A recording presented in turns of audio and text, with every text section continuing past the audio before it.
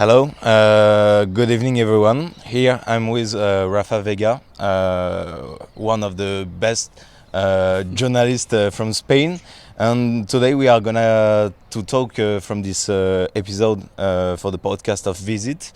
We are gonna talk about women's football, especially in Spain.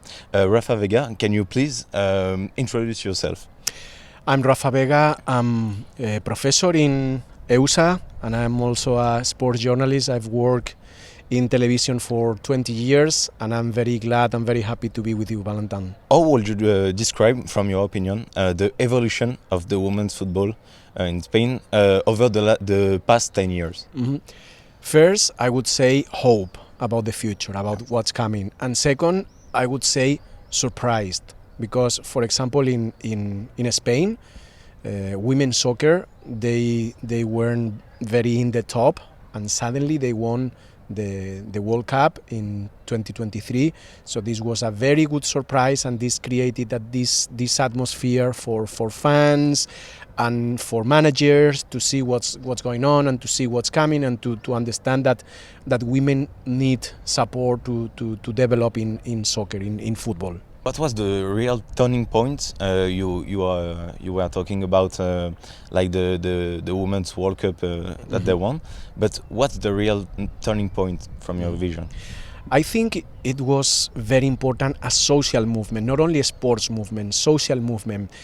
From year 2013, 2014, every March, 8th of March, there were bigger and bigger and bigger demonstrations in the street to celebrate International Women's Day. This was a very, very powerful movement in Spain. So women showed that they had the right, as the men have, to do whatever they want. And this also applies to sports. From this moment, women pushed and they opened the door and they said, here we are. And after so many years, we are entitled to have the same rights. So this was getting bigger. It was a social movement that it also applied to sports. Have you noticed a changement in the vision of the fans, or maybe in the media over the past like 2 or 3 years? Yeah, the most important thing is that now fans, they have women references. It's not only men references, Cristiano Ronaldo, Mbappe, Messi, it's also women. Now men and women can understand that there are women that are very, very good football players. For example, in Spain, we have the 2 best football players in the last years. We have Alexia Putellas, we have Aitana Bonmatí. So girls, young girls, they now can see them as their idols, and they want to become like them.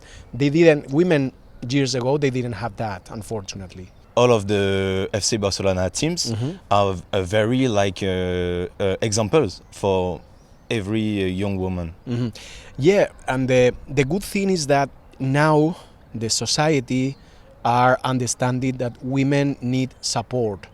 This doesn't happen just like that. Aitana Bonmatí doesn't get the best football player in the world just because she had the support of FC Barcelona, as you mentioned. She had the support of their family, of the women 20, 30 years ago. They didn't have the support to become football players. If a woman wanted to be a football player, probably family, professors, society would say, no, this is for men. This is not for you. Don't play football. Fortunately, now they have this support and they are understanding that they have the power to do that. You come from the media world in Spain.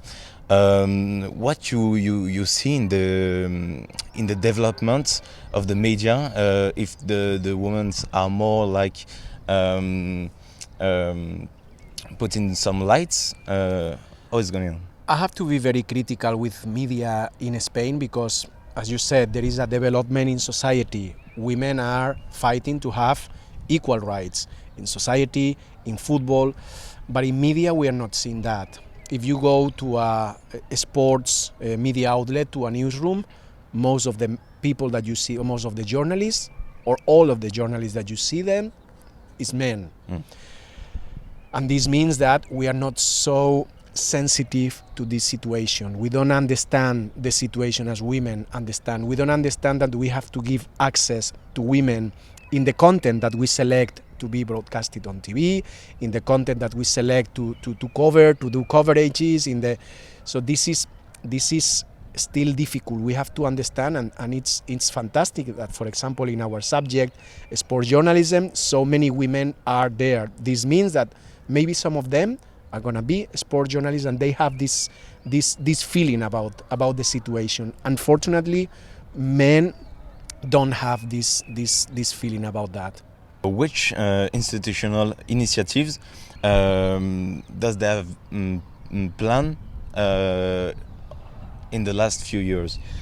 For me, it's crucial education at all levels. From the school, teachers educate children to understand about gender equality. Now we are, for example, in this very nice view, and we are seeing a football pitch in the school, and I see some girls playing. It's because professors, probably teachers, are telling them, hey, you also can do this. You can play football.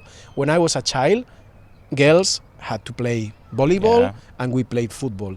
Education from the beginning. In the next level, high school, when you are a teenager, again, your teachers, our parents, that they support us. If I'm a woman, I want to play football, I want the support from my parents, that they understand that this is not for boys and this is for girls. It's for everybody. And, for example, at university, we are understanding that this is a very powerful social movement, and we bring this debate to the classroom, as we did in our classroom. We debated about that, we reflected, and at least we have this situation in our brains, and we understand that this is important. Is there any anecdotes from your vision and your work about women's football? Well, I've been working in a newsroom where always it was men, and my anecdote is not from good experiences. It's men making comments about women in a bad way to try to put them in a side. So I would love that I had a better experience, but it was like that. Fortunately, I've been seeing women fighting to try to be in this position, and finally they got it. And when you were walking, do you have the chance to maybe meet some women's football player? Yeah, but in that time I finished working in sports journalism 4 or 5 years ago. It wasn't so powerful in Spain yet. Now I understand that is much bigger than it was. Thank you, Rafa, for My your pleasure. time. It was a really good experiences and a really good podcast. I hope you will enjoy it. And thank you encore, Rafa. Au revoir. Au revoir.